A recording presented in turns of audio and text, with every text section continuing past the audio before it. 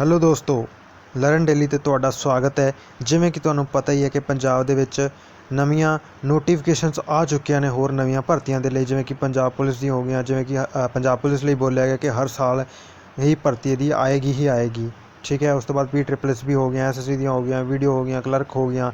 ਤਾਂ ਇਹ ਭਰਤੀਆਂ ਜੋ ਹੋ ਗਈਆਂ ਨੇ ਇਹਨਾਂ ਦੀ ਅਨਾਊਂਸਮੈਂਟ ਹੋ ਚੁੱਕੀ ਹੈ ਅਤੇ ਜਲਦੀ ਹੀ ਤੁਹਾਨੂੰ ਇਹਨਾਂ ਦੀ ਨੋਟੀਫਿਕੇਸ਼ਨ ਵੀ ਦੇਖਣ ਨੂੰ ਮਿਲੇਗੀ। ਤਾਂ ਇਹਨਾਂ ਨੂੰ ਦੇਖਦੇ ਹੋਏ ਹੀ ਆਪਾਂ GK GS ਦੀਆਂ ਸੀਰੀਜ਼ ਸ਼ੁਰੂ ਕੀਤੀਆਂ ਨੇ, ਜਿਨ੍ਹਾਂ ਦੀਆਂ ਕਲਾਸਾਂ ਆਪਾਂ ਕੱਲ੍ਹ ਤੋਂ ਸ਼ੁਰੂ ਕੀਤੀਆਂ ਸੀਗੀਆਂ। ਤਾਂ ਤੁਸੀਂ ਉਹ ਵੀ ਜਾ ਕੇ ਦੇਖ ਸਕਦੇ ਹੋ। ਤਾਂ ਅੱਜ ਦੀ ਆਪਣੀ ਸੈਕਿੰਡ ਕਲਾਸ ਹੈ, ਠੀਕ ਹੈ, ਜਿਸ ਨੂੰ ਆਪਾਂ ਸਟਾਰਟ ਕਰਨ ਜਾ ਰਹੇ ਹਾਂ। ਤਾਂ ਉਸ ਤੋਂ ਪਹਿਲਾਂ ਅਗਰ ਤੁਸੀਂ ਚੈਨਲ 'ਤੇ ਪਹਿਲੀ ਵਾਰ ਵਿਜ਼ਿਟ ਕਰ ਰਹੇ ਹੋ ਤਾਂ ਚੈਨਲ ਨੂੰ ਕਰ ਲੈਣਾ ਸਬਸਕ੍ਰਾਈਬ ਅਤੇ ਵੀਡੀਓ ਨੂੰ ਕਰ ਦੇਣਾ ਸ਼ੇਅਰ। ਤਾਂ ਚੱਲਦੇ ਹਾਂ ਆਪਾਂ ਅੱਜ ਦੀ ਕਲਾਸ 'ਤੇ। First law officer of government of India is the, ਮਤਲਬ ਕਿ ਭਾਰਤ ਸਰਕਾਰ ਦਾ ਪਹਿਲਾ ਕਾਨੂੰਨ ਅਧਿਕਾਰੀ ਹੈ। ਇਹਨਾਂ ਦੇ ਵਿੱਚੋਂ ਜੋ 4 ਆਪਸ਼ਨਸ ਆਪਾਂ ਨੂੰ ਦੇ ਰੱਖੀਆਂ ਨੇ, ਇਹਨਾਂ ਦੇ ਵਿੱਚੋਂ ਕੌਣ ਹੈ ਜਿਹੜਾ ਕਿ ਭਾਰਤ ਦਾ ਪਹਿਲਾ ਕਾਨੂੰਨ ਅਧਿਕਾਰੀ ਹੁੰਦਾ ਹੈ। ਮਤਲਬ ਕਿ ਕਾਨੂੰਨ ਦਾ ਅਧਿਕਾਰ ਜਿਹਦੇ ਕੋਲ ਹੁੰਦਾ, ਸਭ ਤੋਂ ਵੱਡਾ ਕਾਨੂੰਨ ਦਾ ਅਧਿਕਾਰੀ ਜਿਹੜਾ ਹੁੰਦਾ ਹੈ, ਉਹ ਪੂਰੇ ਇੰਡੀਆ ਦੇ ਵਿੱਚ ਪਹਿਲੇ ਨੰਬਰ 'ਤੇ ਕੌਣ ਆਉਂਦਾ ਹੈ, ਸਭ ਤੋਂ ਵੱਡਾ ਕੌਣ ਹੁੰਦਾ ਹੈ। ਤਾਂ ਉਹ ਹੁੰਦਾ ਹੈ ਆਪਣੇ ਕੋਲੇ ਅਟਾਰਨੀ ਜਨਰਲ ਆਫ ਇੰਡੀਆ। ਤਾਂ ਉਹ ਕੌਣ ਹੁੰਦਾ ਹੈ ਜੀ? ਉਹ ਹੁੰਦਾ ਹੈ ਆਪਣੇ ਕੋਲੇ attorney general of India. Next ਚੱਲਦੇ ਹਾਂ ਅਗਲੇ ਕੁਐਸਚਨ 'ਤੇ। ਫਿਰ ਹੁੰਦਾ ਆਪਣੇ ਕੋਲੇ by virtue of which act dyarchy was introduced in India. Bharat ਵਿੱਚ ਡਾਇਰਕੀ ਦੀ ਸ਼ੁਰੂਆਤ ਕਿਸ ਐਕਟ ਦੇ ਆਧਾਰ 'ਤੇ ਕੀਤੀ ਗਈ ਸੀ? ਗੌਰਮੈਂਟ ਆਫ ਇੰਡੀਆ ਐਕਟ 1935, ਜਾਂ ਫਿਰ Indian independence act 1947, government of India act 1919, ਜਾਂ ਫਿਰ ਇੰਡੀਅਨ ਕਾਊਂਸਲ ਐਕਟ 1909। ਤਾਂ ਇਹਨਾਂ ਵਿੱਚੋਂ ਕਿਸ ਦੇ ਆਧਾਰ 'ਤੇ ਆਪਣੇ ਕੋਲੇ ਜਿਹੜੀ ਸੀ ਡਾਇਰਕੀ ਸਿਸਟਮ ਦੀ ਸ਼ੁਰੂਆਤ ਜਿਹੜੀ ਸੀਗੀ ਉਹ ਕੀਤੀ ਗਈ ਸੀਗੀ? ਤਾਂ ਉਹ ਆਪਣੇ ਕੋਲ ਕੀਤੀ ਗਈ ਸੀ ਗੌਰਮੈਂਟ ਆਫ ਇੰਡੀਆ ਐਕਟ 1919 ਦੇ ਆਧਾਰ 'ਤੇ। ਚੱਲਦੇ ਹਾਂ ਨੈਕਸਟ ਕੁਐਸਚਨ 'ਤੇ। Which region in India is known as the rice bowl of India. ਮਤਲਬ ਕਿ ਭਾਰਤ ਦਾ ਕਿਹੜਾ ਖੇਤਰ ਭਾਰਤ ਦਾ ਚੌਲਾਂ ਦਾ ਕਟੋਰਾ ਵਜੋਂ ਜਾਣਿਆ ਜਾਂਦਾ ਹੈ? ਨਾਰਥ ਈਸਟ ਰੀਜਨ, ਜਾਂ ਫਿਰ ਕ੍ਰਿਸ਼ਨਾ ਗੋਦਾਵਰੀ ਡੈਲਟਾ ਰੀਜਨ, ਜਾਂ ਫਿਰ ਇੰਡੋ ਜੈਨਜੈਟਿਕ ਪਲੈਨਰੋਂਗ, ਜਾਂ ਫਿਰ ਕੇਰਲਾ ਜਾਂ ਤਾਮਿਲਨਾਡੂ। ਤਾਂ ਇਹਨਾਂ ਦੇ ਵਿੱਚ ਜਿਹੜਾ ਆਪਣਾ ਆਨਸਰ ਬਣਦਾ ਹੈ ਉਹ ਹੈ ਆਪਣੇ ਕੋਲੇ ਕ੍ਰਿਸ਼ਨਾ ਗੋਦਾਵਰੀ ਡੈਲਟਾ ਰੀਜਨ ਜਿਹੜਾ ਹੈਗਾ ਹੈ, ਉਸ ਨੂੰ ਆਪਾਂ ਭਾਰਤ ਦਾ ਚੌਲਾਂ ਦਾ ਕਟੋਰਾ ਵੀ ਕਹਿੰਦੇ ਹਾਂ। ਨੈਕਸਟ ਹੈ ਆਪਣੇ ਕੋਲ which state is the easternmost state of India. ਮਤਲਬ ਕਿ ਭਾਰਤ ਦੇ ਸਭ ਤੋਂ ਪੂਰਬੀ ਰਾਜ ਵਿੱਚ ਕਿਹੜਾ ਰਾਜ ਹੈ? ਅਸਾਮ, ਮਨੀਪੁਰ, ਅਰੁਣਾਚਲ ਪ੍ਰਦੇਸ਼, ਜਾਂ ਫਿਰ ਨਾਗਾਲੈਂਡ। ਤਾਂ ਇਸ ਦਾ ਜੋ ਆਨਸਰ ਬਣਦਾ ਹੈ ਆਪਣੇ ਕੋਲੇ ਉਹ ਬਣਦਾ ਹੈ ਅਰੁਣਾਚਲ ਪ੍ਰਦੇਸ਼। ਤਾਂ ਇੱਥੇ ਦੇਖ ਸਕਦੇ ਹੋ ਕਿ ਅਰੁਣਾਚਲ ਪ੍ਰਦੇਸ਼ ਜੋ ਹੈ ਉਹ ਬਿਲਕੁਲ ਜਿਹੜਾ ਹੈਗਾ ਉਹ ਈਸਟਰਨ ਸਾਈਡ 'ਤੇ ਆਪਾਂ ਨੂੰ ਦੇਖਣ ਨੂੰ ਮਿਲਦਾ ਹੈ ਇੰਡੀਆ ਦੀ। ਤਾਂ ਇਹ ਪੂਰਾ ਦਾ ਪੂਰਾ ਕੀ ਆਪਣੇ ਕੋਲੇ ਅਰੁਣਾਚਲ ਪ੍ਰਦੇਸ਼ ਦਾ ਹੀ ਮੈਪ ਹੈ। ਨੈਕਸਟ ਚੱਲਦੇ ਹਾਂ ਆਪਾਂ ਅਗਲੇ ਕੁਐਸਚਨ 'ਤੇ। ਕਹਿੰਦੇ ਵੇਅਰ ਆਰ ਸ਼ਿਵਰੋਏ ਹਿਲਸ ਲੋਕੇਟਡ। ਮਤਲਬ ਕਿ ਸ਼ਿਵਰੋਏ ਪਹਾੜੀਆਂ ਕਿੱਥੇ ਸਥਿਤ ਹਨ? ਆਂਧਰਾ ਪ੍ਰਦੇਸ਼ ਦੇ ਵਿੱਚ, ਕਰਨਾਟਕਾ ਦੇ ਵਿੱਚ, ਕੇਰਲਾ ਦੇ ਵਿੱਚ, ਜਾਂ ਤਾਮਿਲਨਾਡੂ ਦੇ ਵਿੱਚ। ਤਾਂ ਸ਼ਿਵਰੋਏ ਦੀਆਂ ਪਹਾੜੀਆਂ ਜਿਹੜੀਆਂ ਨੇ ਆਪਾਂ ਨੂੰ ਤਾਮਿਲਨਾਡੂ ਦੇ ਵਿੱਚ ਦੇਖਣ ਨੂੰ ਮਿਲਦੀਆਂ ਹਨ।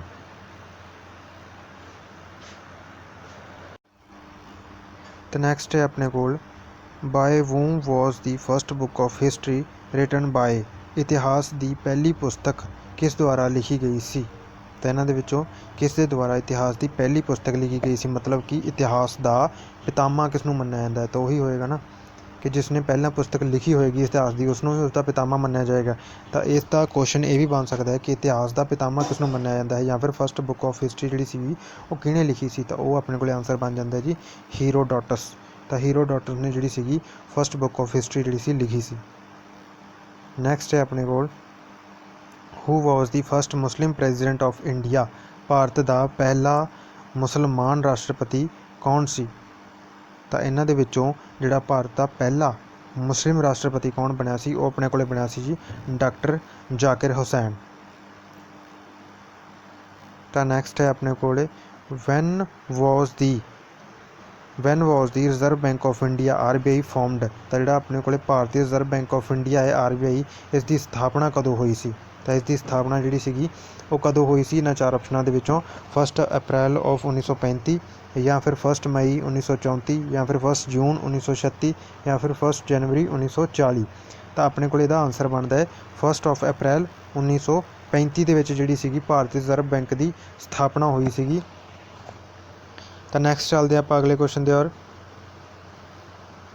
ਦੀ first Indian woman gymnast to participate in the Olympics is. ਤਾਂ ਮਤਲਬ ਕਿ ਓਲੰਪਿਕ ਦੇ ਵਿੱਚ ਭਾਗ ਲੈਣ ਵਾਲੀ ਪਹਿਲੀ ਭਾਰਤੀ ਮਹਿਲਾ ਜਿਮਨਾਸਟ ਕੌਣ ਸੀ। ਤਾਂ ਇਹਨਾਂ ਵਿੱਚੋਂ ਚਾਰਾਂ ਆਪਸ਼ਨਸ ਦੇ ਵਿੱਚੋਂ ਕਿਹੜੀ ਉਹ ਪਹਿਲੀ ਮਹਿਲਾ ਸੀ ਜਿਸ ਨੇ ਓਲੰਪਿਕਸ ਦੇ ਵਿੱਚ ਭਾਗ ਲਿਆ ਸੀ। ਤਾਂ ਉਹ ਸੀਗੀ ਜੀ ਆਪਣੇ ਕੋਲੇ ਦੀਪਾ ਕਰਮਕਰ। ਨੈਕਸਟ ਚੱਲਦੇ ਆ ਕਿ ਦੀ central potato research institute located at ਕੇਂਦਰੀ ਆਲੂ ਖੋਜ ਸੰਸਥਾਨ ਵਿਖੇ ਸਥਿਤ ਹੈ। ਤਾਂ ਕਿੱਥੇ ਹੈ ਜੀ ਕੇਂਦਰੀ ਆਲੂ ਖੋਜ ਸੰਸਥਾਨ ਜਿਹੜਾ ਹੈਗਾ ਉਹ ਆਪਣੇ ਕੋਲੇ ਸ਼ਿਮਲੇ ਦੇ ਵਿੱਚ ਸਥਿਤ ਹੈ। ਕਿੱਥੇ ਸਥਿਤ ਹੈ ਜੀ ਸ਼ਿਮਲੇ ਦੇ ਵਿੱਚ ਸਥਿਤ ਹੈ। ਤਾਂ ਚੱਲਦੇ ਹਾਂ ਨੈਕਸਟ ਕੁਐਸਚਨ ਦੀ ਔਰ who is non bye the nickname of ਵਿਸ਼ਵ ਕਵੀ। ਤਾਂ ਵਿਸ਼ਵ ਕਵੀ ਦੇ ਉਪਨਾਮ ਨਾਲ ਕਿਸ ਨੂੰ ਜਾਣਿਆ ਜਾਂਦਾ ਹੈ। ਤਾਂ ਵਿਸ਼ਵ ਕਵੀ ਦੇ ਉਪਨਾਮ ਨਾਲ ਕਿਸ ਨੂੰ ਜਾਣਿਆ ਜਾਂਦਾ ਹੈ ਜੀ ਰਵਿੰਦਰਨਾਥ ਟੈਗੋਰ ਜੀ ਨੂੰ ਵਿਸ਼ਵ ਕਵੀ ਦੇ ਉਪਨਾਮ ਨਾਲ ਜਾਣਿਆ ਜਾਂਦਾ ਹੈ, ਯਾਨੀ ਕਿ ਨਿਕਨਾਮ ਦੇ ਨਾਲ ਜਾਣਿਆ ਜਾਂਦਾ ਹੈ। ਨੈਕਸਟ ਚੱਲਦੇ ਹਾਂ ਆਪਾਂ ਹੂ was the first ਪੋਰਤਗੀਜ਼ viceroy in India. ਮਤਲਬ ਕਿ ਭਾਰਤ ਦਾ ਪਹਿਲਾ ਪੁਰਤਗਾਲੀ ਵਾਇਸਰਾਏ ਕੌਣ ਸੀ। ਤਾਂ ਭਾਰਤ ਦਾ ਜਿਹੜਾ ਪਹਿਲਾ ਪੁਰਤਗਾਲੀ ਵਾਇਸਰਾਏ ਮੰਨਿਆ ਜਾਂਦਾ ਹੈ। ਤਾਂ ਆਪਣਾ ਆਨਸਰ ਵੀ ਇੱਥੇ ਜੋ ਬਣਦਾ ਹੈ ਉਹ ਬਣਦਾ ਹੈ ਅਲਮੀਡਾ। ਤਾਂ ਜਿਹੜਾ ਸੀਗਾ ਪਹਿਲਾ ਪੁਰਤਗਾਲੀ ਵਾਇਸਰਾਏ ਜਿਹੜਾ ਸੀਗਾ ਭਾਰਤ ਦਾ ਉਹ ਸੀਗਾ ਆਪਣੇ ਕੋਲੇ ਅਲਮੀਡਾ। ਬਟ ਇਸ ਅਲਮੀਡਾ ਨੂੰ ਜਦੋਂ ਵਾਇਸਰਾਏ ਬਣਾਇਆ ਗਿਆ ਤਾਂ ਇਸਨੇ ਕੋਈ ਵੀ ਕੰਮ ਜਿਹੜਾ ਸੀਗਾ ਨਹੀਂ ਕੀਤਾ। ਕੋਈ ਵੀ ਕੰਮ ਜਦੋਂ ਨਹੀਂ ਕੀਤਾ ਤਾਂ ਇਸ ਨੂੰ ਕੀ ਕੀਤਾ ਗਿਆ ਸੀ, ਇਸ ਨੂੰ ਪਦਵੀ ਤੋਂ ਹਟਾ ਦਿੱਤਾ ਗਿਆ ਸੀਗਾ। ਔਰ ਉਸ ਤੋਂ ਬਾਅਦ ਜਿਹੜਾ ਸੀਗਾ ਆਪਣੇ ਕੋਲੇ ਅਗਰ ਆਪਾਂ ਮੰਨੀਏ ਵੀ ਜਿਹੜਾ ਸਹੀ ਸੰਸਥਾਪਕ ਮੰਨਿਆ ਜਾਂਦਾ ਉਸ ਚੀਜ਼ ਦਾ ਉਸ ਨੂੰ ਆਪਾਂ ਮੰਨਦੇ ਹਾਂ ਅਲਬਰੂਕੀ। ਠੀਕ ਹੈ, ਬਟ ਇੱਦਾਂ ਕਹਿ ਸਕਦੇ ਹਾਂ ਕਿ ਭਾਰਤ ਦਾ ਪਹਿਲਾ ਪੁਰਤਗਾਲੀ ਵਾਇਸਰਾਏ ਕੌਣ ਸੀ ਅਲਮੀਡਾ ਸੀ। ਆਨਸਰ ਇਹਦਾ ਅਲਮੀਡਾ ਆਏਗਾ। ਬਟ ਅਗਰ ਪੁੱਛਿਆ ਜਾਵੇ ਕਿ ਪਰਮਾਨੈਂਟ ਜਿਹੜਾ ਬਣਿਆ ਸੀ ਮਤਲਬ ਕਿ ਸਹੀ ਤੌਰ 'ਤੇ ਜਿਸਨੇ ਕੰਮ ਕੀਤੇ ਸੀਗੇ ਤਾਂ ਉਹ ਕੌਣ ਸੀਗਾ, ਤਾਂ ਉਹ ਆਪਣੇ ਕੋਲੇ ਅਲਬਰੂਕੀ ਹੀ ਆਏਗਾ। ਨੈਕਸਟ ਚੱਲਦੇ ਹਾਂ ਕਹਿੰਦੇ ਇਨ ਵਿਚ ਫੀਲਡ ਸਰਸਵਤੀ ਸਨਮਾਨ ਅਵਾਰਡ ਇਜ਼ ਗਿਵਨ। ਮਤਲਬ ਕਿ ਸਰਸਵਤੀ ਜਿਹੜਾ ਸਨਮਾਨ ਹੈ ਪੁਰਸਕਾਰ ਉਹ ਕਿਸ ਖੇਤਰ ਵਿੱਚ ਦਿੱਤਾ ਜਾਂਦਾ ਹੈ। ਮਿਊਜ਼ਿਕ ਦੇ ਵਿੱਚ, ਲਿਟਰੇਚਰ ਦੇ ਵਿੱਚ, ਜਾਂ ਫਿਰ ਆਪਣੇ ਕੋਲੇ ਜਰਨਲਿਜ਼ਮ ਦੇ ਵਿੱਚ, ਜਾਂ ਫਿਰ ਡਾਂਸ ਦੇ ਵਿੱਚ। ਤਾਂ ਜਿਹੜਾ ਹੈਗਾ ਸਰਸਵਤੀ ਸਨਮਾਨ ਪੁਰਸਕਾਰ ਜਿਹੜਾ ਹੈਗਾ ਆਪਾਂ ਨੂੰ ਲਿਟਰੇਚਰ ਦੇ ਵਿੱਚ ਦਿੱਤਾ ਜਾਂਦਾ ਹੈ। ਲਿਟਰੇਚਰ ਯਾਨੀ ਕਿ ਲਿਖਤਾਂ ਜਿਹੜੀਆਂ ਲਿਖੀਆਂ ਜਾਂਦੀਆਂ ਕਿਸੇ ਦੁਆਰਾ ਵੀ ਕਿਤਾਬਾਂ ਲਿਖੀਆਂ ਜਾਂਦੀਆਂ ਹੈ ਜਾਂ ਫਿਰ ਕੋਈ ਕਹਾਣੀਆਂ ਲਿਖੀਆਂ ਜਾਂਦੀਆਂ ਹੈ ਜਾਂ ਕੁਛ ਵੀ ਇਹੋ ਜਿਹਾ ਲਿਖਿਆ ਜਾਂਦਾ ਤਾਂ ਲਿਟਰੇਚਰ ਦੇ ਵਿੱਚ ਆਪਾਂ ਨੂੰ ਕੀ ਹੈ ਸਰਸਵਤੀ ਸਨਮਾਨ ਪੁਰਸਕਾਰ ਦਿੱਤਾ ਜਾਂਦਾ ਹੈ। ਨੈਕਸਟ ਚੱਲਦੇ ਹਾਂ ਕਹਿੰਦੇ which of the following committee recommended inclusion of fundamental duties. ਮਤਲਬ ਕਿ ਹੇਠ ਲਿਖੀਆਂ ਕਮੇਟੀਆਂ ਵਿੱਚੋਂ ਕਿਹੜੀਆਂ ਨੇ ਬੁਨਿਆਦੀ ਕਰਤੱਵਾਂ ਨੂੰ ਸ਼ਾਮਲ ਕਰਨ ਦੀ ਸਿਫਾਰਿਸ਼ ਕੀਤੀ ਸੀ। ਤਾਂ ਉਹ ਆਪਣੇ ਕੋਲੇ ਆਨਸਰ ਬਣ ਜਾਂਦਾ ਹੈ ਜੀ ਸਵਰਨ ਸਿੰਘ ਕਮੇਟੀ ਨੇ ਜਿਹੜੀ ਸੀਗੀ ਸਿਫਾਰਿਸ਼ ਕੀਤੀ ਸੀ ਸੰਵਿਧਾਨ ਦੇ ਵਿੱਚ, ਆਪਣੇ ਇੰਡੀਆ ਦੇ ਸੰਵਿਧਾਨ ਦੇ ਵਿੱਚ ਜਿਹੜੀਆਂ ਸੀ ਫੰਡਾਮੈਂਟਲ ਡਿਊਟੀਜ਼ ਨੂੰ ਐਡ ਕਰਨ ਦੇ ਲਈ। ਤਾਂ ਫੰਡਾਮੈਂਟਲ ਡਿਊਟੀਜ਼ ਨੂੰ ਹੈਗੀਆਂ ਨੇ ਆਪਣੇ ਕੋਲੇ ਕਿਹੜੇ ਪਾਰਟ ਦੇ ਵਿੱਚ ਅੰਦਰ ਨੇ, ਆਪਣੇ ਕੋਲੇ ਹੈਗੀਆਂ ਜੀ 4 ਤੇ ਏ ਦੇ ਪਾਰਟ ਦੇ ਵਿੱਚ ਆਪਣੇ ਕੋਲੇ ਫੰਡਾਮੈਂਟਲ ਡਿਊਟੀ ਨੇ। ਆਰਟੀਕਲ ਕਿਹੜਾ ਲੱਗਦਾ, ਆਰਟੀਕਲ ਆਪਣੇ ਕੋਲੇ ਲੱਗਦਾ 51A। ਆਰਟੀਕਲ ਲੱਗਦਾ ਆਪਣੇ ਕੋਲੇ 51A। ਨੈਕਸਟ ਚੱਲਦੇ ਹਾਂ ਤਾਂ ਅਗਰ ਤੁਸੀਂ ਚੈਨਲ ਤੇ ਪਹਿਲੀ ਵਾਰ ਵਿਜ਼ਿਟ ਕਰ ਰਹੇ ਹੋ ਤਾਂ ਚੈਨਲ ਨੂੰ ਕਰ ਲੈਣਾ ਸਬਸਕ੍ਰਾਈਬ ਔਰ ਵੀਡੀਓ ਨੂੰ ਕਰ ਦੇਣਾ ਸ਼ੇਅਰ ਔਰ ਲਾਈਕ ਤਾਂ ਬਣਦਾ ਯਾਰ। ਤਾਂ ਵੀਡੀਓ ਨੂੰ ਆਪਣੇ ਦੋਸਤਾਂ ਮਿੱਤਰਾਂ ਤੱਕ ਸ਼ੇਅਰ ਜ਼ਰੂਰ ਕਰ ਦੇਣਾ ਤਾਂ ਕਿ ਵੀਡੀਓ ਹੋਰ ਵੀ ਤੁਹਾਡੇ ਮਿੱਤਰਾਂ ਤੱਕ ਦੋਸਤਾਂ ਮਿੱਤਰਾਂ ਤੱਕ ਹੈਲਪਫੁਲ ਹੋ ਸਕੇ ਤੇ ਉਹਨਾਂ ਤੱਕ ਪਹੁੰਚ ਸਕੇ। ਤਾਂ ਚੈਨਲ ਨੂੰ ਸਬਸਕ੍ਰਾਈਬ ਜ਼ਰੂਰ ਕਰ ਲੈਣਾ ਤਾਂ ਕਿ ਆਉਂਦੀ ਜਾਂਦੀ ਹੋਈ ਵੀਡੀਓਜ਼ ਦੀ ਜਾਂ ਫਿਰ ਇਸ ਸੀਰੀਜ਼ ਨੂੰ ਸਟਾਰਟ ਕੀਤਾ ਹੈ ਤਾਂ ਨਵੀਆਂ ਨੋਟੀਫਿਕੇਸ਼ਨ ਜਿਹੜੀਆਂ ਵੀ ਵੀਡੀਓਜ਼ ਦੀਆਂ ਆਉਂਦੀਆਂ ਰਹਿਣਗੀਆਂ ਤੁਹਾਡੇ ਤੱਕ ਪਹਿਲਾਂ ਪਹੁੰਚਦੀਆਂ ਰਹਿਣਗੀਆਂ। ਨੈਕਸਟ ਕੁਐਸਚਨ ਹੈ ਆਪਣੇ ਕੋਲੇ upper house of the Indian parliament is also known as. ਮਤਲਬ ਕਿ ਭਾਰਤੀ ਸੰਵਿਧਾਨ ਦੇ ਉੱਪਰਲੇ ਸਦਨ ਨੂੰ ਕੀ ਕਿਹਾ ਜਾਂਦਾ ਹੈ, ਨੂੰ ਵੀ ਕਿਹਾ ਜਾਂਦਾ ਹੈ ਜਾਂ ਕੀ ਕਿਹਾ ਜਾਂਦਾ ਹੈ। ਤਾਂ ਕੀ ਕਿਹਾ ਜਾਂਦਾ ਜੀ ਰਾਜ ਸਭਾ ਜਿਹੜਾ ਆਪਣੇ ਕੋਲੇ ਹੁੰਦਾ ਇਹਦੇ ਵਿੱਚ ਆਨਸਰ ਕੀ ਬਣਦਾ ਆਪਣੇ ਕੋਲੇ ਰਾਜ ਸਭਾ।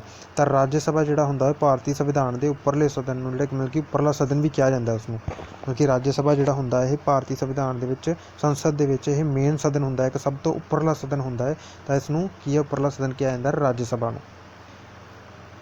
ਤਾਂ ਨੈਕਸਟ ਚੱਲਦੇ ਹਾਂ ਕਹਿੰਦੇ which of the following parliamentary committee does ਨਾਟ ਡਰਾ ਐਨੀ ਮੈਂਬਰਸ ਫਰੋਮ ਰਾਜ ਸਭਾ। ਹੇਠ ਲਿਖੀਆਂ ਵਿੱਚੋਂ ਕਿਹੜੀ ਪਾਰਲੀਮੈਂਟ ਕਮੇਟੀ ਰਾਜ ਸਭਾ ਤੋਂ ਕੋਈ ਵੀ ਮੈਂਬਰ ਨਹੀਂ ਕੱਢਦੀ, ਮਤਲਬ ਕਿ ਕੋਈ ਵੀ ਮੈਂਬਰ ਜਿਹੜਾ ਹੈਗਾ ਉਹ ਰਾਜ ਸਭਾ ਦੇ ਵਿੱਚੋਂ ਨਹੀਂ ਲਿਆ ਜਾਂਦਾ। ਇਹੋ ਜਿਹੀ ਕਿਹੜੀ ਕਮੇਟੀ ਇਹਨਾਂ ਦੇ ਵਿੱਚੋਂ ਜਿਹੜੀ ਰਾਜ ਸਭਾ ਦੇ ਵਿੱਚੋਂ ਕੋਈ ਵੀ ਮੈਂਬਰ ਨਹੀਂ ਚੁਣਦੀ? ਤਾਂ ਇਹ ਆਪਣੇ ਕੋਲ ਬਣ ਜਾਂਦੀ ਹੈ ਜੀ ਕਮੇਟੀ ਆਫ ਐਸਟੀਮੇਟ, ਮਤਲਬ ਕਿ ਐਸਟੀਮੇਟ ਕਮੇਟੀ। ਤਾਂ ਇਹ ਐਸਟੀਮੇਟ ਕਮੇਟੀ ਜਿਹੜੀ ਹੈਗੀ ਹੈ ਇਹ ਕਮੇਟੀਆਂ ਦੇ ਵਿੱਚੋਂ ਸਭ ਤੋਂ ਲਾਰਜੈਸਟ ਕਮੇਟੀ ਵੀ ਇਹੀ ਹੈ ਜੀ, ਸਭ ਤੋਂ ਲਾਰਜੈਸਟ ਕਮੇਟੀ ਵੀ ਆਪਣੇ ਕੋਲੇ ਇਹੀ ਹੈ, ਐਸਟੀਮੇਟ ਕਮੇਟੀ। ਨੈਕਸਟ ਚੱਲਦੇ ਆਪਾਂ ਅਗਲੇ ਕੁਐਸਚਨ ਦੀ ਔਰ। ਤਾਂ ਅਗਲਾ ਕੁਐਸਚਨ ਆਪਣੇ ਕੋਲੇ ਹੈ ਹੂ ਰਾਈਟ ਦੀ ਅਕਬਰਨਾਮਾ, ਮਤਲਬ ਕਿ ਅਕਬਰਨਾਮਾ ਕਿਸ ਨੇ ਲਿਖਿਆ ਸੀ? ਤਾਂ ਅਕਬਰਨਾਮਾ ਜਿਹੜਾ ਆਪਣੇ ਕੋਲ ਬਣ ਜਾਂਦਾ ਤੇ ਅਕਬਰਨਾਮਾ ਜੀ ਅਬੁਲ ਸ਼ਾਹ ਨੇ ਲਿਖਿਆ ਸੀ। ਕਿਸ ਨੇ ਲਿਖਿਆ ਸੀ? ਅਬੁਲ ਸ਼ਾਹ ਨੇ ਲਿਖਿਆ ਸੀ। ਨੈਕਸਟ ਹੈ ਆਪਣੇ ਕੋਲ the first hour of every parliamentary meeting is for, ਕਿ ਹਰ ਸੰਸਦੀ ਮੀਟਿੰਗ ਦਾ ਪਹਿਲਾ ਘੰਟਾ ਲਈ ਹੁੰਦਾ ਹੈ। ਤਾਂ ਕਿਸ ਦੇ ਲਈ ਹੁੰਦਾ ਹੈ ਹਰ ਸੰਸਦੀ ਮੀਟਿੰਗ ਦਾ ਪਹਿਲਾ ਘੰਟਾ? ਤਾਂ ਹਰ ਸੰਸਦੀ ਮੀਟਿੰਗ ਦਾ ਪਹਿਲਾ ਘੰਟਾ ਜਿਹੜਾ ਹੁੰਦਾ ਹੈ ਉਹ ਆਪਣੇ ਕੋਲੇ ਕੁਐਸਚਨ ਆਰ ਹੁੰਦਾ ਹੈ, ਔਰ ਕੁਐਸਚਨ ਆਰ ਦੇ ਇਸ ਘੰਟੇ ਦੇ ਪੂਰਾ ਹੁੰਦਿਆਂ ਹੀ ਉਸ ਤੋਂ ਬਾਅਦ ਐਜ਼ ਇਟ ਇਜ਼ ਤਾਂ ਆਪਣੇ ਕੋਲ ਕੀ ਹੈ ਜ਼ੀਰੋ ਜਿਹੜਾ ਔਰ ਹੁੰਦਾ ਹੈ ਉਹ ਸ਼ੁਰੂ ਹੋ ਜਾਂਦਾ ਹੈ। ਪਹਿਲਾਂ ਆਪਣੇ ਕੋਲੇ ਹਰ ਸੰਸਦ ਦੀ ਪ੍ਰਣਾਲੀ ਦੇ ਵਿੱਚ ਕੀ ਹੁੰਦਾ ਹੈ, ਪਹਿਲਾ ਘੰਟਾ ਜਿਹੜਾ ਹੁੰਦਾ ਹੈ ਉਹ ਕੁਐਸਚਨ ਆਰ ਹੁੰਦਾ ਹੈ, ਔਰ ਉਸ ਦੇ ਖਤਮ ਹੁੰਦਿਆਂ ਹੀ ਤੇ ਉਸ ਤੋਂ ਬਾਅਦ ਕੀ ਹੁੰਦਾ ਹੈ ਆਪਣਾ ਜ਼ੀਰੋ ਆਰ ਸ਼ੁਰੂ ਹੋ ਜਾਂਦਾ ਹੈ। ਤਾਂ ਨੈਕਸਟ ਆਪਣੇ ਕੋਲ ਕੀ ਹੈ ਜੀ who has written the book ਅਰਥ ਸ਼ਾਸਤਰ ਜਿਹੜੀ ਪੁਸਤਕ ਹੈਗੀ ਆ ਉਹ ਕਿਸ ਨੇ ਲਿਖੀ ਹੈ? ਤਾਂ ਅਰਥ ਸ਼ਾਸਤਰ ਪੁਸਤਕ ਜਿਹੜੀ ਹੈਗੀ ਹੈ ਕਿਸ ਨੇ ਲਿਖੀ ਹੈ ਜੀ? ਕੌਟਲਿਆ ਨੇ, ਅਬੁਲ ਫਜ਼ਲ ਨੇ, ਜਾਂ ਫਿਰ ਭਾਸ਼ਕਾਕਾਰ ਨੇ, ਜਾਂ ਫਿਰ ਵਿਕਰਮ ਸੈਟ ਨੇ। ਤਾਂ ਇਹਨਾਂ ਦੇ ਵਿੱਚੋਂ ਆਨਸਰ ਆਪਣਾ ਜਿਹੜਾ ਬਣਦਾ ਹੈ ਜੀ ਉਹ ਲਿਖਿਆ ਜੀ ਕੌਟਲਿਆ ਨੇ। ਅਰਥ ਸ਼ਾਸਤਰ ਕਿਸ ਨੇ ਲਿਖੀ ਹੈ? ਕੌਟਲਿਆ ਦੁਆਰਾ ਲਿਖੀ ਗਈ ਹੈ। ਨੈਕਸਟ ਹੈ ਆਪਣੇ ਕੋਲ ਦੀ ratio of the length of the height and width of the national flag shell B, ਰਾਸ਼ਟਰੀ ਝੰਡੇ ਦੀ ਲੰਬਾਈ ਅਤੇ ਚੌੜਾਈ ਦਾ ਅਨੁਪਾਤ ਕੀ ਹੋਵੇਗਾ? ਲੰਬਾਈ ਅਤੇ ਚੌੜਾਈ ਵਿਡਥ, ਠੀਕ ਹੈ, ਲੰਬਾਈ ਅਤੇ ਚੌੜਾਈ ਪੁੱਛੀ ਗਈ ਹੈ, ਲੈਂਥ ਅਤੇ ਵਿਡਥ ਪੁੱਛੀ ਗਈ ਹੈ। ਤਾਂ ਆਪਣੇ ਕੋਲ ਆਨਸਰ ਬਣਦਾ ਜੀ 3:2। ਤਾਂ ਆਪਣੇ ਕੋਲ ਕੀ ਆਨਸਰ ਬਣ ਜਾਂਦਾ 3:2। ਅਗਰ ਕਈ ਵਾਰੀ ਇੱਥੇ ਨੌਲੇਜ ਜਾਣਾ ਕਿ ਕਈ ਵਾਰੀ ਕੁਐਸਚਨ ਨੂੰ ਧਿਆਨ ਨਾਲ ਪੜ੍ਹਨਾ ਚਾਹੀਦਾ, ਕਿਉਂਕਿ ਕਈ ਵਾਰੀ ਕੀ ਪੁੱਛ ਲੈਂਦੇ ਆ ਕਿ ਤਿਰੰਗੇ ਦੀ ਜਾਂ ਫਿਰ ਨੈਸ਼ਨਲ ਫਲੈਗ ਦੀ ਵਿਡਥ ਔਰ ਹਾਈਟ ਦੱਸੋ, ਮਤਲਬ ਕਿ ਪਹਿਲਾਂ ਵਿਡਥ ਪੁੱਛ ਲੈਂਦੇ ਆ ਔਰ ਬਾਅਦ ਦੇ ਵਿੱਚ ਉਹਦੀ ਲੈਂਥ ਪੁੱਛ ਲੈ ਜਾਂ ਹਾਈਟ ਪੁੱਛ ਲੈਂਦੇ ਉਹਦੀ ਜੋ ਵੀ ਹੁੰਦੀ ਆ, ਠੀਕ ਹੈ, ਆਪਣੇ ਕੋਲੇ ਹਾਈਟ ਪੁੱਛ ਲੈਂਦੇ ਆ, ਹਾਈਟ ਪੁੱਛੀ ਜਾਂਦੀ ਹੈ। ਤਾਂ ਉੱਥੇ ਆਪਣਾ ਕੀ ਆਏਗਾ 2:3 ਆਏਗਾ। ਇਹਦੇ ਵਿੱਚ ਕਨਫਿਊਜ਼ ਨਹੀਂ ਹੋਣਾ, ਕਿਉਂਕਿ ਪਹਿਲਾਂ ਕੁਐਸਚਨ ਨੂੰ ਚੰਗੀ ਤਰ੍ਹਾਂ ਪੜ੍ਹਨਾ ਹੈ ਤਾਂ ਫਿਰ ਆਪਾਂ ਆਨਸਰ ਦੇਣਾ ਹੈ। ਨੈਕਸਟ ਚੱਲਦੇ ਹਾਂ। ਇਨ ਦੇ who among the following was a famous tabla player, ਹੇਠ ਲਿਖਿਆਂ ਵਿੱਚੋਂ ਕੌਣ ਮਸ਼ਹੂਰ ਤਬਲਾ ਵਾਦਕ ਹੈ ਜਾਂ ਸੀ? ਤਾਂ ਇਹਨਾਂ ਦੇ ਵਿੱਚੋਂ ਜਿਹੜਾ ਆਪਣੇ ਕੋਲੇ ਮਸ਼ਹੂਰ ਤਬਲਾ ਵਾਦਕ ਜਿਹੜਾ ਹੈਗਾ ਤਬਲਾ ਵਾਦਕ ਤਾਂ ਉਹ ਆਪਣੇ ਕੋਲ ਆ ਜਾਂਦਾ ਜੀ ਅੱਲਾ ਰਾਖਾ ਇਜ਼ ਦੀ ਕਰੈਕਟ ਆਨਸਰ। ਅੱਲਾ ਰਾਖਾ ਕੀ ਹੈ? ਅੱਲਾ ਰਾਖਾ ਆਪਣੇ ਕੋਲੇ ਮਸ਼ਹੂਰ ਤਬਲਾ ਵਾਦਕ ਹੈ। ਤਾਂ ਨੈਕਸਟ ਕੁਐਸਚਨ ਆਪਣੇ ਕੋਲੇ ਆ ਜਾਂਦਾ ਹੈ ਜੀ which schedule of the Indian constitution is related to the municipalities, ਭਾਰਤੀ ਸੰਵਿਧਾਨ ਦੀ ਕਿਹੜੀ ਅਨੁਸੂਚੀ ਨਗਰ ਪਾਲਿਕਾਵਾਂ ਨਾਲ ਸੰਬੰਧਿਤ ਹੈ? ਤਾਂ ਨਗਰ ਪਾਲਿਕਾਵਾਂ ਮਤਲਬ ਕਿ ਮਿਊਨਸੀਪੈਲਿਟੀਜ਼, ਤਾਂ ਮਿਊਨਸੀਪੈਲਿਟੀਜ਼ ਨਾਲ ਆਪਣੀ ਕਿਹੜੀ ਜਿਹੜੀ ਹੈਗੀ ਆ ਆਪਣੀ ਸ਼ਡਿਊਲ ਜਿਹੜੀ ਹੈਗੀ ਕਿਹੜੀ ਅਨੁਸੂਚੀ ਸੰਬੰਧਿਤ ਹੈ? ਤਾਂ ਉਹ ਆਪਣੇ ਕੋਲੇ 12ਵੀਂ ਅਨੁਸੂਚੀ ਸੰਬੰਧਿਤ ਹੈ। ਇਹ ਕਦੋਂ ਐਡ ਕੀਤੀ ਗਈ ਸੀ? ਇਹ ਕੀਤੀ ਗਈ ਸੀ ਆਪਣੇ ਕੋਲੇ 74th ਅਮੈਂਡਮੈਂਟ ਦੇ ਅੰਦਰ ਐਡ ਕੀਤੀ ਗਈ ਸੀਗੀ ਸੰਵਿਧਾਨ ਦੇ ਅੰਦਰ। ਤਾਂ 11 ਨੰਬਰ ਦੇ ਵਿੱਚ ਕੀ ਹੈ? 11 ਨੰਬਰ ਵਿੱਚ ਆਪਣੇ ਕੋਲੇ ਪੰਚਾਇਤੀ ਰਾਜ ਹੈ, ਔਰ ਪੰਚਾਇਤੀ ਰਾਜ ਆਪਣੇ ਕੋਲ ਕਿਹਦੇ ਅੰਦਰ ਕੀਤਾ ਗਿਆ ਸੀਗਾ? 73 ਨੰਬਰ ਜਿਹੜੀ ਸੀਗੀ ਆਪਣੇ ਕੋਲੇ ਅਮੈਂਡਮੈਂਟ ਦੇ ਅੰਦਰ ਐਡ ਕੀਤਾ ਗਿਆ ਸੀਗਾ। 73 ਨੰਬਰ ਅਮੈਂਡਮੈਂਟ ਦੇ ਅੰਦਰ 73rd ਅਮੈਂਡਮੈਂਟ ਦੇ ਅੰਦਰ ਆਪਣੇ ਕੋਲੇ ਪੰਚਾਇਤੀ ਰਾਜ ਐਡ ਕੀਤਾ ਗਿਆ ਸੀਗਾ, ਔਰ ਮਿਊਨਸੀਪੈਲਿਟੀਜ਼ ਜਿਹੜਾ ਕਿ ਆਪਣਾ ਕੁਐਸਚਨ ਹੈ ਇਹ ਐਡ ਕੀਤਾ ਗਿਆ ਸੀ 74ਵੀਂ ਅਮੈਂਡਮੈਂਟ ਦੇ ਅੰਦਰ। ਤਾਂ ਆਪਣੇ ਕੋਲੇ ਕਿਹੜੀ ਆ ਜਾਂਦੀ ਹੈ ਆਪਣੇ ਕੋਲ ਅਨੁਸੂਚੀ? 12ਵੀਂ ਅਨੁਸੂਚੀ ਜਿਹੜੀ ਕਿ ਆਪਣੀ ਰਾਈਟ ਆਨਸਰ ਆ ਜਾਂਦਾ ਹੈ। ਨੈਕਸਟ ਚੱਲਦੇ ਹਾਂ ਅਗਲੇ ਕੁਐਸਚਨ ਦੀ ਔਰ। ਤਾਂ ਅਗਲਾ ਕੁਐਸਚਨ ਹੈ ਆਪਣੇ ਕੋਲੇ ਦੀ ਰਾਜ ਸਭਾ ਇਜ਼ ਡਿਜ਼ੋਲਵਡ ਆਫਟਰ ਦੈਟ, ਮਤਲਬ ਕਿ ਇਸ ਤੋਂ ਬਾਅਦ ਰਾਜ ਸਭਾ ਭੰਗ ਹੋ ਜਾਂਦੀ ਹੈ। Every 5 year, every 6 year, on the advice of the prime minister, ਜਾਂ ਫਿਰ ਨਨ ਆਫ ਦੀ ਅਬਵ।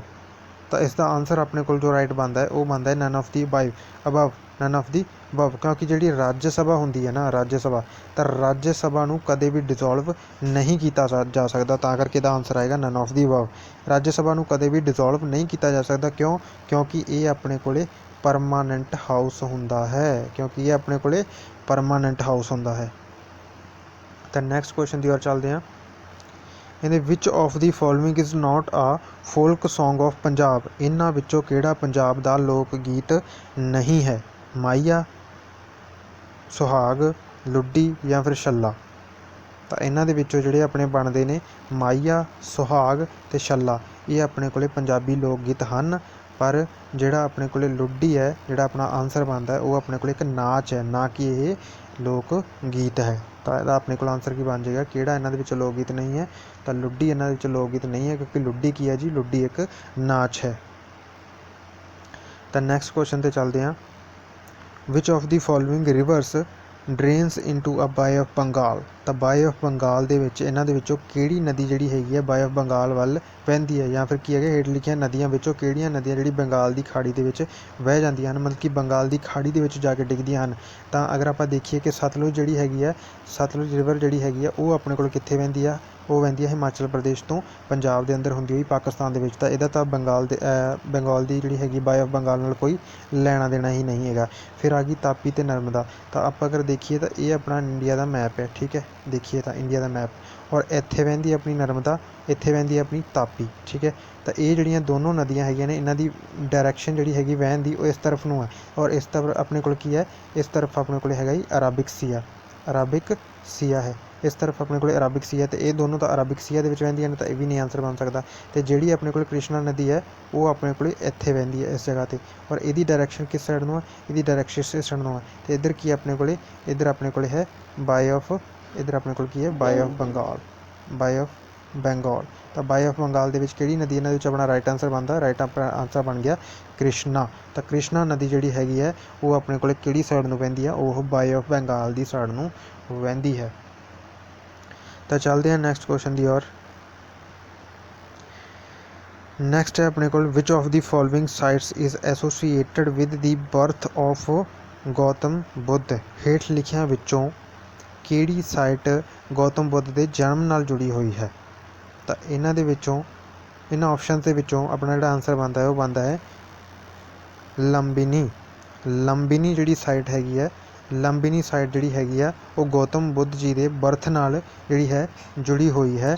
ਔਰ ਬੁੱਧ ਗਿਆ ਜਿਹੜਾ ਹੈ ਇਹ ਆਪਣੇ ਕੋਲ ਕਿੱਥੇ ਹੈ? ਬੁੱਧ ਗਿਆ ਜਿਹੜਾ ਹੈਗਾ ਆਪਣੇ ਕੋਲ ਬਿਹਾਰ ਦੇ ਵਿੱਚ ਹੈ। ਔਰ ਇੱਥੇ ਕੀ ਹੋਇਆ ਸੀਗਾ? ਇੱਥੇ ਆਪਣੇ ਕੋਲ ਗੌਤਮ ਬੁੱਧ ਜੀ ਨੂੰ ਗਿਆਨ ਦੀ ਪ੍ਰਾਪਤੀ ਹੋਈ ਸੀ ਬੁੱਧ ਗਿਆ ਦੇ ਵਿੱਚ।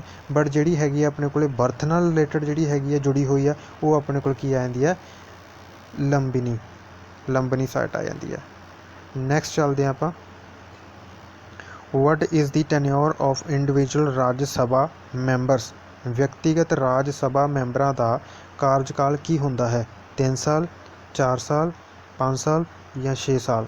ਤਾਂ ਇਹਦਾ ਆਨਸਰ ਆਪਣੇ ਕੋਲ ਬਣਦਾ ਹੈ ਜੀ 6 ਸਾਲ। ਚਾਹੇ ਵਿਅਕਤੀਗਤ ਰਾਜ ਸਭਾ ਦੇ ਮੈਂਬਰਾਂ ਦਾ ਪੁੱਛਿਆ ਜਾਵੇ ਜਾਂ ਫਿਰ ਪੂਰਾ ਰਾਜ ਸਭਾ ਦਾ ਹੀ ਪੁੱਛਿਆ ਜਾਵੇ ਵੀ ਕਾਰਜਕਾਲ ਕਿੰਨਾ ਹੁੰਦਾ ਹੈ, ਤਾਂ ਕਿਸੇ ਵੀ ਤਰੀਕੇ ਨਾਲ ਪੁੱਛਿਆ ਜਾਵੇ ਤਾਂ ਰਾਜ ਸਭਾ ਨਾਲ ਰਿਲੇਟਡ ਜਿਹੜਾ ਕਾਰਜਕਾਲ ਹੁੰਦਾ ਹੈ ਆਪਣੇ ਕੋਲ 6 ਸਾਲ ਦਾ ਹੁੰਦਾ ਹੈ। ਨੈਕਸਟ ਆਪਣੇ ਕੋਲ ਕੁਐਸਚਨ ਹੈ ਵਿਚ river farms the boundary between India and Nepal. ਕਿਹੜੀ ਨਦੀ ਭਾਰਤ ਅਤੇ ਨੇਪਾਲ ਵਿੱਚ ਸੀਮਾ ਬਣਾਉਂਦੀ ਹੈ? ਮਤਲਬ ਕਿ ਇੱਧਰ ਆਪਣੇ ਕੋਲ ਕੀ ਹੈਗਾ? ਇੰਡੀਆ ਹੈ ਆਪਣਾ, ਠੀਕ ਹੈ, ਔਰ ਇਸ ਤੋਂ ਨਦੀ ਵਹਿੰਦੀ ਹੈ, ਔਰ ਇੱਧਰ ਆਪਣਾ ਕੀ ਹੈਗਾ ਜੀ? ਨੇਪਾਲ ਹੈ। ਇੱਧਰ ਆਪਣਾ ਕੀ ਹੈ? ਨੇਪਾਲ ਹੈ। ਤਾਂ ਇਹਨਾਂ ਦੋਵਾਂ ਨੂੰ ਅੱਡ ਕਰਦੀ ਹੋਈ ਨਦੀ ਜਿਹੜੀ ਵਹਿੰਦੀ ਹੈ, ਕਿਹੜੀ ਨਦੀ ਵਹਿੰਦੀ ਹੈ? ਉਹ ਆਪਣੇ ਕੋਲ ਵਹਿੰਦੀ ਹੈ ਜੀ ਕਾਲੀ ਨਦੀ। ਤਾਂ ਕਾਲੀ ਨਦੀ ਇੰਡੀਆ ਅਤੇ ਨੇਪਾਲ ਨੂੰ ਵੱਖੋ ਵੱਖ ਕਰਦੀ ਹੈ। ਨੈਕਸਟ ਕੁਐਸਚਨ ਹੈ ਆਪਣੇ ਕੋਲੇ who was the author of Meghdoot. ਤਾਂ ਮੇਘਦੂਤ ਦਾ ਲੇਖਕ ਕੌਣ ਹੈ? ਇਹਨਾਂ ਦੇ ਵਿੱਚੋਂ ਮੇਘਦੂਤ ਦਾ ਲੇਖਕ ਕੌਣ ਹੈ? ਤਾਂ ਮੇਘਦੂਤ ਜਿਹੜਾ ਹੈਗਾ ਜੀ, ਮੇਘਦੂਤ ਦਾ ਲੇਖਕ ਕੌਣ ਹੈ ਜੀ? ਆਪਣੇ ਕੋਲੇ ਕਾਲੀਦਾਸ ਜੋ ਹੈ ਮੇਘਦੂਤ ਦਾ ਲੇਖਕ ਹੈ। ਨੈਕਸਟ ਕੁਐਸਚਨ ਹੈ ਆਪਣੇ ਕੋਲੇ ਅੰਤਰਰਾਸ਼ਟਰੀ ਸਾਖਰਤਾ ਦਿਵਸ ਕਦੋਂ ਮਨਾਇਆ ਜਾਂਦਾ ਹੈ? When is the international literacy day observe? 8 March, 8 ਸਤੰਬਰ, 8 ਨਵੰਬਰ ਜਾਂ ਫਿਰ 8 ਅਗਸਤ। ਤਾਂ ਇਹਦਾ ਆਨਸਰ ਜੋ ਆਪਣੇ ਕੋਲੇ ਰਾਈਟ ਬਣਦਾ ਹੈ ਜੀ ਉਹ ਬਣਦਾ ਆਪਣੇ ਕੋਲੇ 8 ਸਤੰਬਰ ਨੂੰ ਕੀ ਹੈਗਾ ਜੀ ਆਪਣੇ ਕੋਲੇ ਇੰਟਰਨੈਸ਼ਨਲ ਲਿਟਰੇਸੀ ਡੇ ਯਾਨੀ ਕਿ ਅੰਤਰਰਾਸ਼ਟਰੀ ਸਾਖਰਤਾ ਦਿਵਸ ਮਨਾਇਆ ਜਾਂਦਾ ਹੈ। ਨੈਕਸਟ ਕੁਐਸਚਨ ਹੈ ਆਪਣੇ ਕੋਲੇ who was the first governor general of Bengal. Bengal ਦਾ ਪਹਿਲਾ ਗਵਰਨਰ ਜਨਰਲ ਕੌਣ ਸੀ? ਤਾਂ ਇਸ ਦੇ ਵਿੱਚ ਜੋ ਆਪਣਾ ਆਨਸਰ ਰਾਈਟ ਬਣੇਗਾ ਉਹ ਬਣੇਗਾ ਆਪਣੇ ਕੋਲੇ ਵਾਰਨ ਹਾਸਟਿੰਗ ਜੋ ਸੀਗਾ ਇਹ ਬੰਗਾਲ ਦਾ ਪਹਿਲਾ ਗਵਰਨਰ ਜਨਰਲ ਸੀ। ਬੰਗਾਲ ਦਾ ਪਹਿਲਾ ਗਵਰਨਰ ਜਨਰਲ ਕੌਣ ਸੀਗਾ? ਵਾਰਨ ਹਾਸਟਿੰਗ। ਔਰ ਅਗਰ ਕੱਲਾ ਪੁੱਛਿਆ ਜਾਵੇ ਗਵਰਨਰ ਕੌਣ ਸੀ, ਬੰਗਾਲ ਦਾ ਪਹਿਲਾ ਗਵਰਨਰ ਕੌਣ ਸੀ, ਤਾਂ ਬੰਗਾਲ ਦਾ ਪਹਿਲਾ ਗਵਰਨਰ ਆਪਣੇ ਕੋਲ ਕੌਣ ਸੀਗਾ? ਰੋਬਰਟ ਕਲਾਈਵ ਸੀਗਾ। ਬਟ ਇਹਨਾਂ ਨੇ ਪੁੱਛਿਆ ਗਵਰਨਰ ਜਨਰਲ ਕੌਣ ਸੀਗਾ, ਤਾਂ ਗਵਰਨਰ ਜਨਰਲ ਆਪਣੇ ਕੋਲ ਕੌਣ ਸੀਗਾ ਜੀ? ਵਾਰਨ ਹਾਸਟਿੰਗ ਸੀਗਾ। ਨੈਕਸਟ ਹੈ ਆਪਣੇ ਕੋਲ how many fundamental duties are in the Indian ਕੌਨਸਟੀਟਿਊਸ਼ਨ। ਭਾਰਤੀ ਸੰਵਿਧਾਨ ਵਿੱਚ ਕਿੰਨੇ ਬੁਨਿਆਦੀ ਕਰਤੱਵ ਹਨ? ਮਤਲਬ ਕਿ ਭਾਰਤੀ ਸੰਵਿਧਾਨ ਵਿੱਚ ਆਪਣੇ ਇੰਡੀਆ ਦੇ ਕੌਨਸਟੀਟਿਊਸ਼ਨ ਵਿੱਚ ਕਿੰਨੀਆਂ ਫੰਡਾਮੈਂਟਲ ਡਿਊਟੀਜ਼ ਹਨ? ਤਾਂ ਫੰਡਾਮੈਂਟਲ ਡਿਊਟੀਜ਼ ਆਪਣੇ ਕੋਲ ਹੁਣ ਹੈਗੀਆਂ ਨੇ ਜੀ 11। ਔਰ ਪਹਿਲਾਂ ਕਿੰਨੀਆਂ ਸੀਗੀਆਂ? ਪਹਿਲਾਂ 10 ਸੀਗੀਆਂ, 10 ਸੀਗੀਆਂ। ਔਰ ਹੁਣ ਕਿੰਨੀਆਂ ਹੋ ਚੁੱਕੀਆਂ ਨੇ? ਹੁਣ 11 ਹੋ ਚੁੱਕੀਆਂ ਨੇ। ਤੇ ਫੰਡਾਮੈਂਟਲ ਡਿਊਟੀਜ਼ ਆਪਣੇ ਕੋਲ ਕਿੱਥੇ ਨੇ? 4A ਪਾਰਟ ਦੇ ਵਿੱਚ ਨੇ। ਔਰ ਆਰਟੀਕਲ ਕਿਹੜੇ ਦੇ ਵਿੱਚ ਨੇ? ਆਰਟੀਕਲ ਆਪਣੇ ਕੋਲ ਹੈਗਾ ਜੀ 51A ਦੇ ਵਿੱਚ ਨੇ ਫੰਡਾਮੈਂਟਲ ਡਿਊਟੀਜ਼। ਔਰ ਇਹਨਾਂ ਫੰਡਾਮੈਂਟਲ ਡਿਊਟੀਜ਼ ਨੂੰ ਸੰਵਿਧਾਨ ਦੇ ਵਿੱਚ ਐਡ ਕਰਨ ਦੇ ਲਈ ਸਿਫਾਰਿਸ਼ ਕਿਹਨੇ ਦਿੱਤੀ ਸੀ? ਉਹ ਆਪਣੇ ਕੋਲ ਦਿੱਤੀ ਸੀ ਜੀ ਸਵਰਨ ਸਿੰਘ ਕਮੇਟੀ ਨੇ। ਸਵਰਨ ਸਿੰਘ ਕਮੇਟੀ ਨੇ ਆਪਣੇ ਕੋਲ ਇਸ ਦੀ ਸਿਫਾਰਿਸ਼ ਕੀਤੀ ਸੀਗੀ ਫੰਡਾਮੈਂਟਲ ਡਿਊਟੀਜ਼ ਨੂੰ ਸੰਵਿਧਾਨ ਦੇ ਵਿੱਚ ਐਡ ਕਰਨ ਦੇ ਲਈ। ਤਾਂ ਅੱਜ ਦੀ ਕਲਾਸ ਦੇ ਲਈ ਬਹੁਤ ਦੇਖਣ ਲਈ ਬਹੁਤ ਸ਼ੁਕਰੀਆ ਦੋਸਤੋ। ਤਾਂ ਅਗਰ ਤੁਸੀਂ ਚੈਨਲ 'ਤੇ ਪਹਿਲੀ ਵਾਰ ਵਿਜ਼ਿਟ ਕਰ ਰਹੇ ਹੋ ਤਾਂ ਚੈਨਲ ਨੂੰ ਕਰ ਲੈਣਾ ਸਬਸਕ੍ਰਾਈਬ ਔਰ ਸਾਥ ਦਿੱਤੀ ਹੋਈ ਬੈਲ ਆਈਕਨ ਨੂੰ ਜ਼ਰੂਰ ਦਬਾ ਦੇਣਾ ਤਾਂ ਕਿ ਅਗਲੀਆਂ ਕਲਾਸਿਸ ਦੀ ਔਰ ਹੋਰ ਆਉਂਦੀ ਹੋਈ ਵੀਡੀਓਜ਼ ਦੀ ਨੋਟੀਫਿਕੇਸ਼ਨ ਵੀ ਤੁਹਾਡੇ ਤੱਕ ਪਹਿਲਾਂ ਪਹੁੰਚ ਸਕੇ ਔਰ ਤੁਹਾਡੇ ਲਈ ਹੈਲਪਫੁਲ ਹੋ ਸਕੇ। ਔਰ ਵੀਡੀਓ ਨੂੰ ਲਾਈਕ ਔਰ ਸ਼ੇਅਰ ਕਰ ਦੇਣਾ, ਆਪਣੇ ਹੋਰ ਦੋਸਤਾਂ ਮਿੱਤਰਾਂ ਤੱਕ ਭੇਜ ਦੇਣਾ ਤਾਂ ਕਿ ਉਹਨਾਂ ਤੱਕ ਵੀ ਇਹ ਇਨਫੋਰਮੇਸ਼ਨਸ ਪਹੁੰਚ ਸਕਣ। ਥੈਂਕ ਯੂ ਦੋਸਤੋ।